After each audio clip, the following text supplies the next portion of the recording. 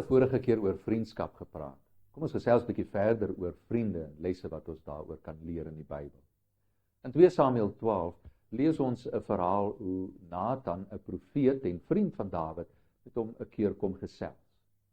Nathan vertel vir Dawid die volgende verhaal. Hy sê, my vriend Dawid, weet jy, daar is in 'n vallei 2 boere. Die een boer is skatryk en het groot troppe skape. Die ander boer in hierdie vallei is maar 'n arm man en hy het maar net 1 lammetjie. Op 'n keer kom daar vriende by die ryk boer aan hom vir ete. En die ryk boer besef toe maar, ek wil nie graag een van my eie skape slag en voorsit vir ete nie. En hy vang toe sy buurman, arm buurman se enigste lammetjie, slag die en sit dit voor aan sy vriende vir ete. En nou vra Nathan vir Dawid, wat dink jy moet ons met hierdie ryk boer doen wat so iets aanvang? Dawid se onmiddellike reaksie is, hierdie ryk boer is 'n skirminkel, bring hom dadelik hier dat hy gestraf word. En is dan dat Nathan vir hom sê, Dawid, maar jy's daardie man. Jy het soos daardie ryk boer gemaak. Jy's skuldig aan dit. En nou sou mens nou maklik kon vra, maar wat op dese aarde wou Nathan vir Dawid kom vertel? Wat is tog die storie daar agter? Nou weet ons dat Dawid het op 'n keer verlief geraak op 'n jong meisie in die naam van Batseba. Sy was vir hom baie mooi en hy wou dadelik met haar trou, maar die dilemma was dat Batseba was reeds getroud. En Dawid besef toe, hy kan nie met haar trou solank as wat sy getroud is nie, en daarom maak Dawid toe 'n plan. En hy stuur die man van Batseba na die oorlog toe om in die voorste linies te beklei.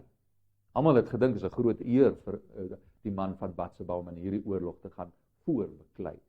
Dawid het goed geweet, enige man wat in die voorste linies beklei, sy kanse is soveel groter om te sterf. En dis presies wat gebeur. In die eerste veldslag sterf Batseba se man dan in die oorlog. En nou staan dit Dawid vry om met Batseba te trou. En nou is dit juist daaroor dat Nathan met Dawid kom praat.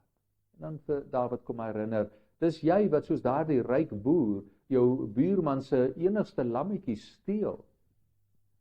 En nou is dit Dawid wat moet besef, hy het droog gemaak. Hy het verkeerd gedoen. Nathan kom soos 'n eerlike vriend en herinner Dawid aan sy oortreding.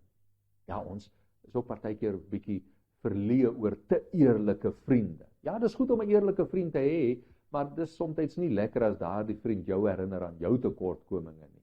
As 'n eerlike vriend vir jou sê, jong, jy moet dalk 'n ander hemp kies, daardie hemp pas jou glad nie meer nie. Of as 'n eerlike vriend te eerlik vir jou sê, jong, nou raak jy bietjie oorgewig, jy sal nou 'n bietjie aan jou lyf moet werk.